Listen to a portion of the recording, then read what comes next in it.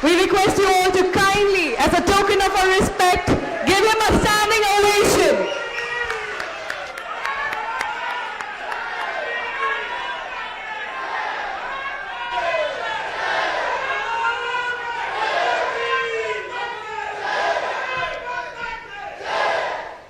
தாயின் அன்பாய், தந்தையின் அறிவாய், குருவின் ஒளியாய், தாயாய் தந்தையாய் குருவாய் தெய்வமாய் நாம் அனுதினமும் வழிபடுகின்ற சர்வ சக்தியையும் தன்னகத்தை கொண்டிருக்கின்ற புனித பாரத அன்னையின் பொற்பாதங்களை முதற்கண் பணிந்து வணங்கி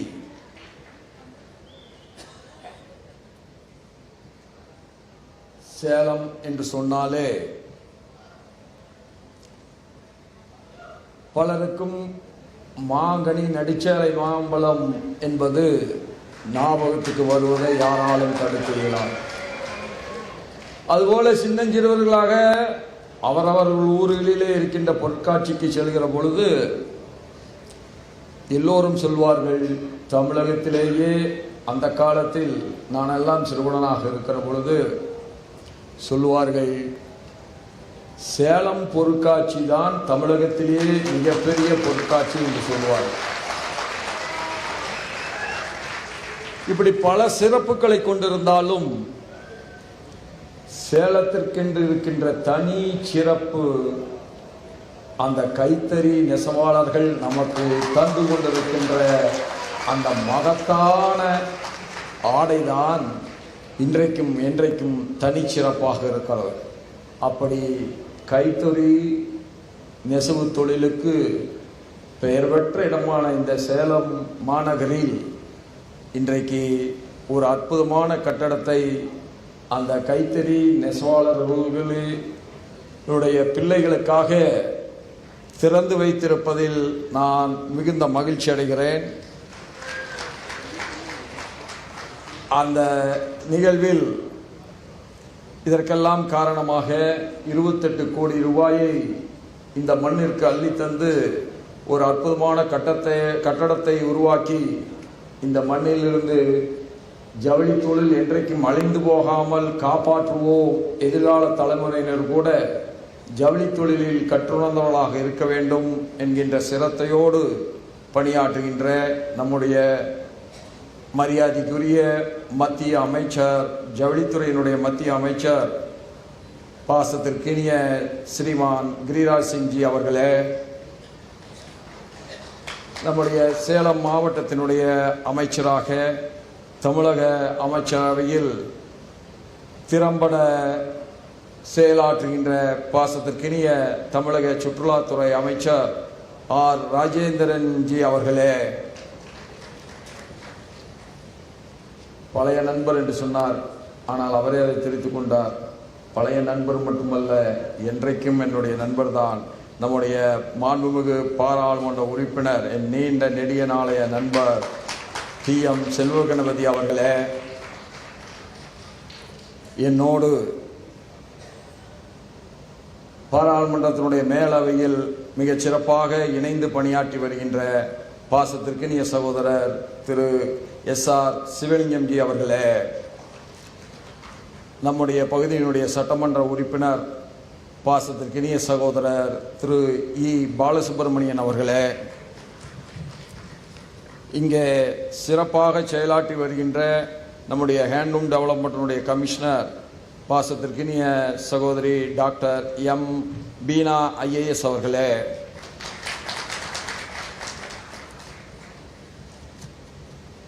அன்பு பெரியவர்களே, சகோதர சகோதரிகளே, கடின உழைப்பிற்கு உதாரணமாக திகழ்கின்ற எனது அருமை நெசவாளர் பெருமக்களே, என் இனிய தமிழ் மக்களே, உங்கள் அத்துணை பேருக்கும் என்னுடைய நெஞ்சத்தின் ஆழத்திலிருந்து அறிகின்ற பணிவான வணக்கத்தை முதற்கண் உரித்தாக்கி, ஒரு வாரத்திற்கு முன்பாக சேலத்திற்கு ஒரு மிகப்பெரிய பெருமையை நம்முடைய பாரத ராஷ்டிரபதி அவர்கள் தன்னுடைய ராஷ்டிரபதி பவனிலே உருவாக்கி தந்தார்கள். இந்தியாவிலேயே ஒரே ஒருவர் தான், ஒரே ஒரு இந்தியன் தான், அதுவும் ஒரே ஒரு தமிழன் தான் இந்த தேசத்தினுடைய கவர்னர் ஜெனரலாக பணியாற்றினார்கள். அத்தகைய மகத்தான பிதாமகனை தந்தது நம்முடைய சேலம் மாவட்டம் என்பது எல்லோருக்கும் பெருமைக்குரியது. சேலம் மாநகரத்தினுடைய சேர்மனாக சக்கரவர்த்தி திரு சி ராஜகோபாலாச்சாரியார் அவர்கள் பணியாற்றி தன்னுடைய பொது வாழ்வை தொடங்கினார்கள். அந்த முதல் கவர்னர் ஜெனரலுக்கு கூட அந்த ராஷ்டிரபதி மாளிகையில் இதுவரை ஒரு சிலை இல்லை.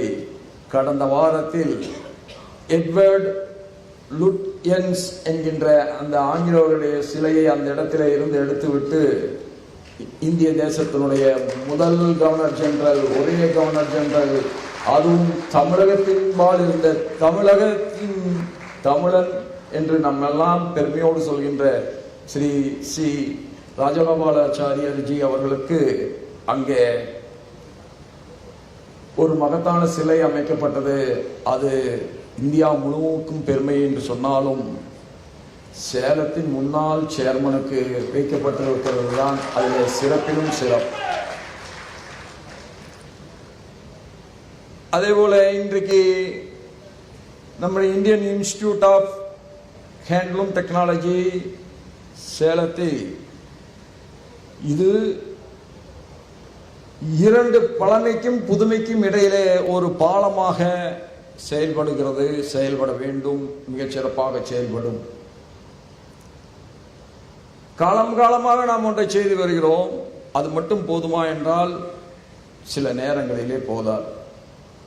கற்றுணர்ந்து இன்றைய சந்தைக்கு எது தேவைப்படுகிறதோ அதை தயாரிப்பது எப்படி என்கின்ற வகையில் இந்த தொழில்நுட்பத்தை நம்மளாக்கி கொள்ள வேண்டும் என்பதற்குத்தான் இன்றைக்கு இவ்வளவு பெரிய இடத்தில் ஒரு அற்புதமான கட்டிடம் நம்முடைய நெசவாள பெருமக்களுக்காக எழுப்பப்பட்டிருக்கிறது. நான் ஒன்றை உங்களுக்கு உறுதியாக சொல்ல முடியும். நான் வருகிற பொழுது நானும் நம்முடைய மத்திய அமைச்சர் அவர்களும் இதில் வந்தோம். அப்படி வருகிற பொழுது இந்த கல்லூரிக்கு இந்த கைத்தறி நெசவு மையத்திற்கு இருக்கின்ற மிகப்பெரிய தடை ஒன்றை பார்த்தோம்.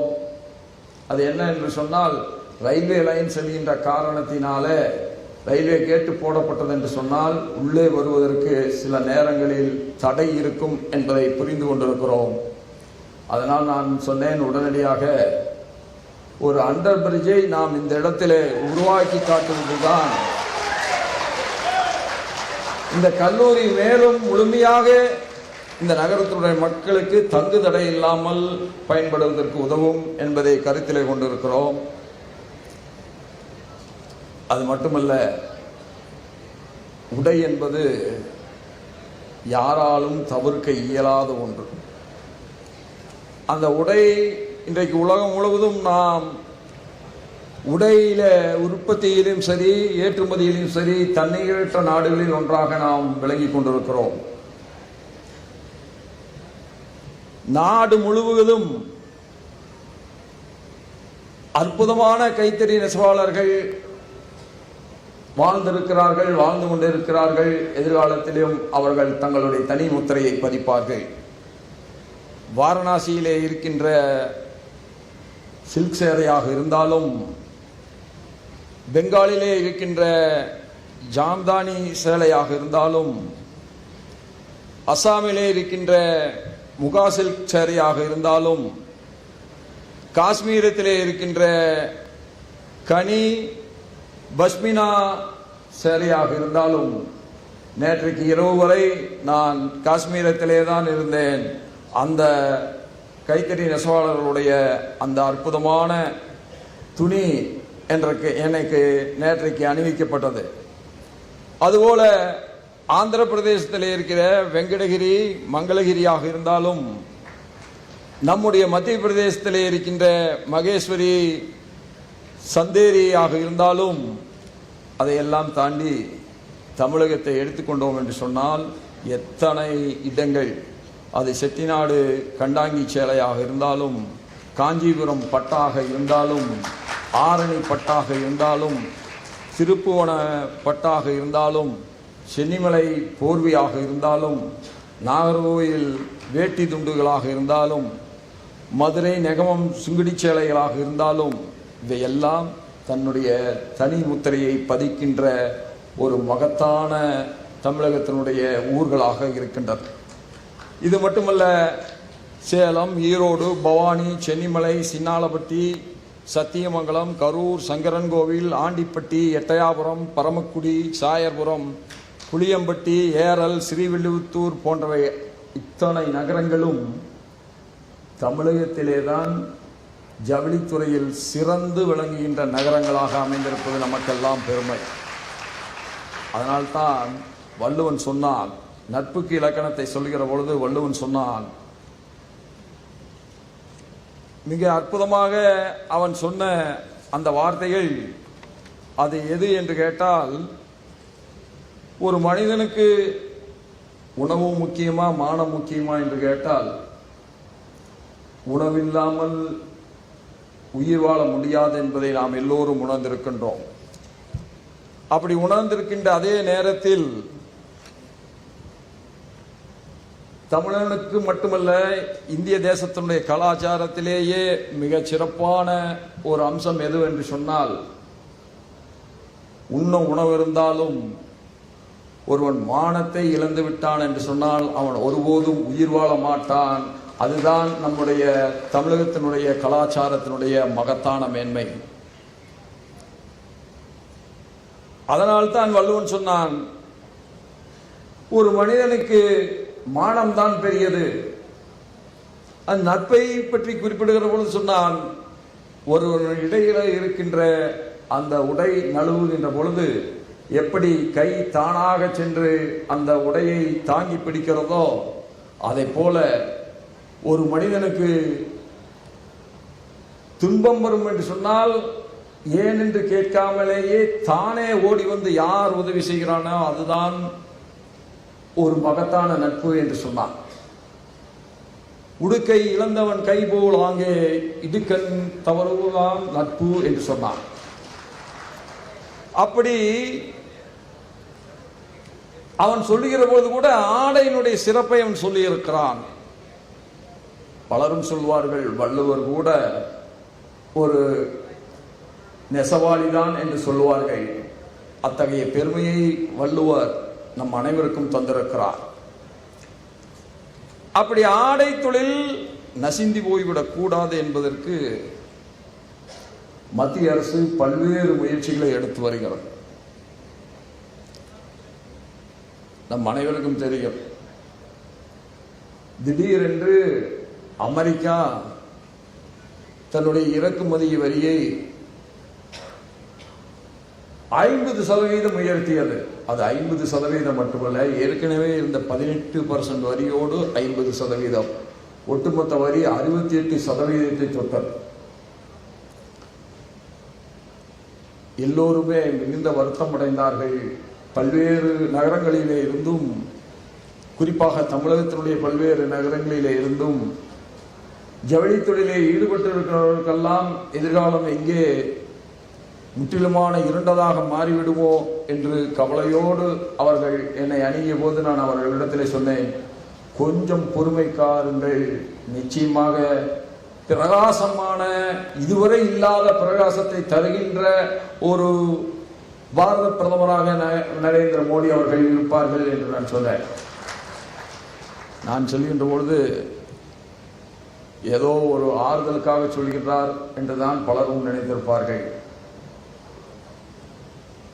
அதனால் கடந்த வாரத்தில் முதலாக ஐரோப்பிய நாடுகளுடன் ஒரு ஒப்பந்தத்தை மத்திய அரசு ஏற்படுத்தியது. அந்த FTAவை ஏற்படுத்தியது, ஃப்ரீ ட்ரேட் அக்ரிமெண்ட்டை ஏற்படுத்தியதன் மூலமாக நாம் எதிர்காலத்தில் நம்மோடு கடுமையாக போட்டியிடுகின்ற பங்களாதேஷோடும், நம்மோடு கடுமையாக போட்டியிடுகின்ற சீனாவோடும் நாம் எளிதாக போட்டி போடக்கூடிய புதிய சூழலை உருவாக்கி இருக்கிறார்கள். இங்கே அமைச்சர் பேசுகிற பொழுது சொன்னார்கள், எத்தனை நாடுகளோடு FTA உருவாக்கப்பட்டிருக்கிறது என்பதை சொன்னார்கள். அதில் முக்கியமானது ஐரோப்பிய நாடுகளோடு ஏற்படுத்தப்பட்டிருக்கிற ஒரு FTA தான். இனி சேலத்தில் இருந்து ஐரோப்பிய நாடுகளுக்கு ஏற்றுமதியாகின்ற இந்த ஜவுளி அடுத்த 2 ஆண்டு காலத்தில் நிச்சயமாக 2 மடங்கு உயரும் என்பதை நாம் புரிந்து கொள்ள வேண்டும். அப்படி மீண்டும் மீண்டும் நான் நம்முடைய டெக்ஸ்டைல் அமைச்சர் அவர்களோடும் நம்முடைய வர்த்தகத்துறை அமைச்சர் அவர்களோடும் தொடர்ந்து பேசிக்கொண்டே இருந்தேன். வர்த்தக அமைச்சர் அவர்கள் பல நேரங்களில் பல மணி நேரம் தொடர்ந்து உழைத்ததனுடைய விளைவாக இன்றைக்கு மோடி அவர்களுடைய வழிகாட்டுதலின் பேரில் கடுமையாக உழைத்ததனுடைய விளைவு இன்றைக்கு இந்த FTA உருவாகி இருக்கிறது. அமெரிக்கா கூட 68% இருந்து மீண்டும் 18% இறங்கி வந்திருக்கிறார்கள். நான் இந்த மேடையிலே மீண்டும் சொல்லுவேன், அமெரிக்காவோடும் ஒரு FTA உருவாகும். ஜவுளி பொருள்கள் மட்டுமல்ல, நம்முடைய ஆம்பூரிலே இருக்கின்ற தோல் பொருள்கள் அனைத்தும் அமெரிக்காவிற்கு இறக்குமதி வரியே இல்லாமல் ஏற்றுமதி செய்யக்கூடிய நாளை நாம் நிச்சயமாக இந்த மண்ணிலே உருவாக்கி காட்டுவோம். அப்பொழுது இன்னும் பல சேலங்கள் தமிழக மண்ணிலே உருவாக்குவதற்கு அது வாய்ப்பாக அமையும். இங்கே பேசிய போது சொன்னார்கள், நம்முடைய அருமை சகோதரர் செல்வகணபதி அவர்கள் ஒரு வேண்டுகோளை என்னிடத்திலே வைத்தார்கள். அதை நிறைவேற்றி தர வேண்டும் என்கின்ற கோரிக்கையையும் வைத்தார்கள். ஒரு பாராளுமன்ற உறுப்பினர் எப்பொழுதுமே கோரிக்கை வைக்க வேண்டும், அதற்குத்தான் அவர் தேர்ந்தெடுக்கப்பட்டிருக்கிறார். மக்களுடைய பிரச்சனைகளை எடுத்து வைப்பதற்குத்தான் என்பது எனக்கு புரிந்தாலும் நான் அவருக்கு ஒன்றைத்தான் சொல்ல விரும்புகிறேன். நீங்கள் எந்த நம்பிக்கையிலே சொன்னீர்கள் என்பது எனக்கு புரிகிறது. மோடி அவர்கள் தன்னுடைய குஜராத் மாநிலத்திற்கு கூட இவ்வளவு ஸ்மார்ட் சிட்டி திட்டங்களை தந்தாரா என்றால் நிச்சயமாக இல்லை என்பதுதான் யதார்த்தமான உண்மை. சென்னையிலே தமிழகத்திற்கு தொடங்கினோம் என்று சொன்னால், சென்னையிலே இருந்து சென்னை ஸ்மார்ட் சிட்டியிலே வருகிறது. சென்னையிலே இருந்து அப்படியே புறப்பட்டு வந்தீர்கள் என்று சொன்னால் வேலூர் ஸ்மார்ட் சிட்டியிலே வருகிறது. வேலூரிலே இருந்து அப்படியே வந்தீர்கள் என்று சொன்னால் சேலம் ஸ்மார்ட் சிட்டி திட்டத்திலே வருகிறது.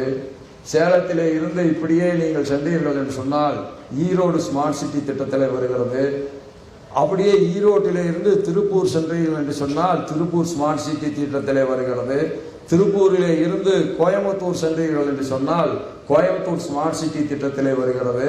கோயம்புத்தூரிலே இருந்து அப்படியே புறப்பட்டு அடுத்த மாநகரமான திண்டுக்கலுக்கு சென்றீர்கள் என்று சொன்னால் அது ஸ்மார்ட் சிட்டி திட்டத்திலே வருகிறது. திண்டுக்கல்லிலே இருந்து திருச்சி சென்றாலும், திருச்சியிலே இருந்து தஞ்சை சென்றாலும், தஞ்சையிலே இருந்து மதுரை சென்றாலும், மதுரையிலே இருந்து திருநெல்வேலி சென்றாலும், திருநெல்வேலியிலே இருந்து கடைக்கோடி மாநகராக இருக்கின்ற தூத்துக்குடிக்கு சென்றாலும் அத்துணை மாநகரங்களும் ஸ்மார்ட் சிட்டி திட்டத்தை தந்தவர் நம்முடைய நரேந்திர மோடி அவர்கள். ஒரே ஆண்டில்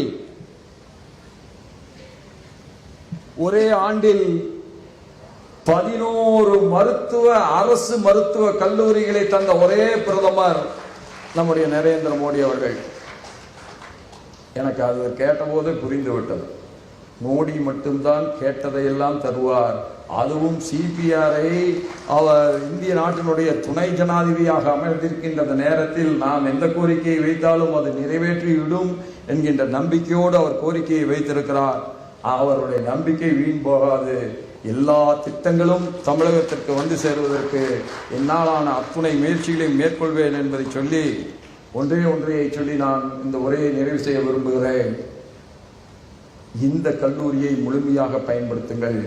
எனது அருமை ஜவுளித்துறையை சார்ந்த சகோதர சகோதரிகளே, நெசவாள பெருமக்களே, முழுமையாக பயன்படுத்துங்கள். இன்றைக்கு 28 கோடியிலே தான் ஒரு மகத்தான கட்டிடம் உருவாகி இருக்கிறது. இன்னும் உங்களுக்கு தேவை என்று சொன்னால் இன்னும் 100 கோடி ரூபாயிலே கூட அடுத்த கட்டடத்தை நிச்சயமாக உருவாக்குவதற்கு நம்முடைய மத்திய அமைச்சர் கிரிராஜ் அவர்கள் முழுமையான மனநிறைவோடு உறுதியளித்திருக்கிறார்கள். நீங்கள் இதை முழுமையாக பயன்படுத்திக் கொள்ளுங்கள். புதிய தொழில்நுட்பத்தை நம்முடைய ஜவுளித்துறையிலே நீங்கள் புகுத்த வேண்டும். கற்றறிவு மிகுந்தவர்களாக நம்முடைய நெசவாளர் பெருமக்கள் மாற வேண்டும். இன்றைய உலகம் எதை எதிர்பார்க்கிறதோ அதை தருகின்றவர்களாக நம்முடைய நெசவாளர் பெருமக்களும் ஜவுளி தொழிலில் ஈடுபட்டிருக்கின்ற அத்தனை பேரும் மாற வேண்டும். அதற்கு உறுதுணையாக இருப்போம் என்பதை மட்டும் சொல்லி, இந்த நல்ல நாளில் ஒரு அற்புதமான கட்டடத்தை மிக குறைந்த, அது ஏறத்தாழ ஒரு 2 நாட்களில் இவ்வளவு சிறப்பான ஒரு நிகழ்வை ஏற்படுத்தி இதை மக்களுக்கு அர்ப்பணிக்கின்ற ஒரு வாய்ப்பை தந்த அத்துணை நல்ல உள்ளங்களுக்கும் என் நெஞ்சத்தின் ஆழத்திலிருந்து எழுகின்ற நன்றிதனை காணிக்கையாக்கி வாழ்க தமிழ், வாழ்க பாரதம் என்று சொல்லி விடைபெறுகிறேன். நன்றி, வணக்கம்.